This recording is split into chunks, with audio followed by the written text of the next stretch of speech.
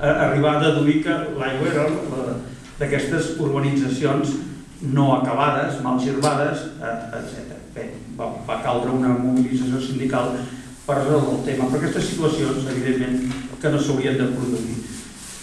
I en el cas del Cardí, que és el que importa aquí al Vallès, contaminacions n'hi haurà moltes, l'acústica potser la més important pels veïns, que a més no seran de Llinars, que segurament seran de Cardedeu, i anar fent, ni carretera ni manta. I aquí no passa res. Aquí no passa res, a no ser que la crisi això ho aturés. Jo tampoc tinc clar que tal com van les coses i els discursos que se senten, sobretot polítics, realment es fa que la crisi s'aprofiti per fer una reflexió profunda del per què s'ha arribat a aquesta situació, el totxo i més coses, no és el totxo únicament, però el totxo com a desencadenant, i les causes. Per què? Per intentar posar-hi remei i per intentar prendre decisions polítiques que realment evitin que aquestes situacions es produeixin. Amb l'Agapi sempre posem l'exemple, ell ho fa quan ho fa per vegades sol o quan ho fem junts, de França. Copiar, s'ha de copiar, molts anys que hem perdut, hem de copiar. Difícil inventar coses.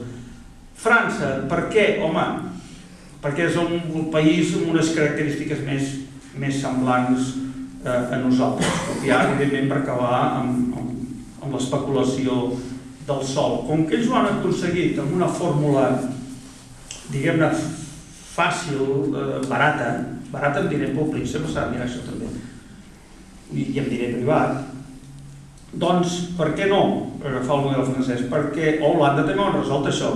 Passa que la fórmula holandesa és més cara. Lògicament són les terres agrícoles guanyades amb els pòlders al mar, però això s'ha hagut de fer amb una obra pública impressionant que a més un país amb la potència econòmica i la sensibilitat dels holandesos van saber fer. Per tant, el model holandès, ostres, sí, és més maco. Fixeu si és bonic que als pagesos no els hi cal comprar la terra, perquè aquestes terres guanyades al mar i administrades per una entitat pública van tenir el bon encert de no vendre-les, de no subestar-les, sinó d'arrendar-les. I els arrendaments van passant de pares i fills. I tots els diners i els crèdits i les hipoteques que els pagesos haurien hagut de fer per comprar la terra, ho han fet en tot cas per fer hivernacles, per fer grans instal·lacions, per crear unes explotacions agrícoles productives, competitives, rendibles. Fixeu-vos quina diferència. Però torno a dir, és un model massa car. Si pugem, es fa com més tires nord-enllans, trobem molt el que explicava l'Espriu, que és una altra història. Però, no sé, Noruega és un país que ho han aconseguit també i que a partir de la independència del 1905 el primer que van fer era plantejar-se l'equilibri territorial i sobretot que no es despoblés la part més feble, el nord, la part més freda, la part en la que els pagesos i els ramaders tenien més difícil guanyar-se la vida, perquè sempre la població es tendeix a concentrar-se, en aquest cas de Noruega, al sud, al voltant d'Oslo, llavors als instituts, no únicament per guanyar-se la vida treballant a la terra, sinó per dur els fills a l'institut, a la universitat, van tenir l'encert de dir no, equilibrarem el territori, posar els mateixos equipaments i serveis al nord que els que hi ha al voltant d'Oslo. I si hi ha d'haver un mestre o una mestra per 5 alumnes, cap problema. No agafarem els alumnes, els carreguem en un autocar i els portarem 100 quilòmetres cada dia avall a concentrar-los en una ciutat de 30.000 habitants. No, ho han sabut fer. Tant és així que quan van descobrir el petroli va ser un drama. Llavors ja era després del 73, el petroli ja valia molts diners. Van dir, ostres, qui anirà a treballar a les plataformes? Perquè sabeu que ho tenen a la zona marítima d'influència noruega. Van dir, qui anirà? Home, ja els tenen les rendes més baixes, pagesos i pescadors de bacallà. Ja l'han fotuda, ells no volien que es perdés ni cap pagès ni cap pescador de bacallà. I van trobar la fórmula de fer-ho. Evidentment important personal, amb personal estranger, però es van estimar més això que no pas perdre llocs de treball en el sector primari. Per tant, de fórmules n'hi ha. I torno a dir, tornant a França, la SAFER no ve pas de... I dic això perquè ja n'hi ha prou que diem que hem d'aconseguir l'equilibri territorial, que s'ha d'erradicar l'especulació i tal, però si no hi ha els mecanismes legals per fer-ho, especular en aquest país nostre és ben legal i no es pot denunciar perquè perds el temps, ni ningú anirà a la presó, a no ser que l'hagis fotut molt grossa, però si especules finament no vas a la presó, evidentment. I el negoci, mira, ha d'esperar que passi la crisi i aviam si les coses tornen a ser com abans, perquè és que molta gent té això al cap. Per això deia que la crisi s'hauria d'aprofitar per fer un debat a fons perquè les coses no tornessin a ser com abans, posant-hi els mecanismes. I acabo. El cas francès, el cas copiable. No, ja ho ha dit l'Agapi, no es pot especular amb el sòl agrícola perquè és il·legal. No es pot especular amb el sòl agrícola, per tant, quan es requalifica un sòl molt més barat que el d'aquí. Si agafeu els preus d'una hectàrea de terreny de regadiu a l'Alt Baix Empordà i creueu a l'altra banda, entre el Tet i el Tec, diguem, a l'entorn de Perpinyà, que és una terra també més o menys, hi ha aigua, hi ha tramuntana, més o menys és terra plana, la diferència pot anar de 1 a 4, o sigui, 4 vegades més barat a França que aquí. Dius, per què? Perquè no s'ha pot especular, ja hi som. Han creat el mecanisme per evitar.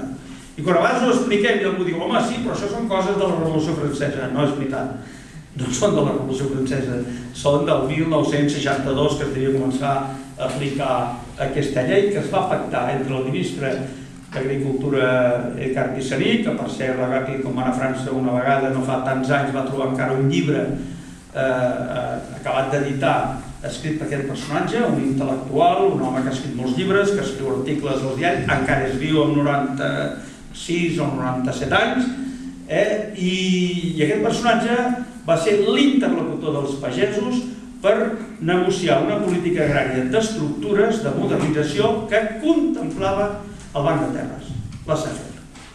Cada vegada que ho hem plantejat aquí ens diuen, ui, això, tocar aquest tema, això és molt pelut, fixa't què va passar el 34 amb la llei de contractes de conreu, no té res a veure. És molt més avançada aquesta llei francesa que la de contractes de conreu, que no n'hi havia per tant, que era una cosa molt suau, una mica progressista, però poca cosa més.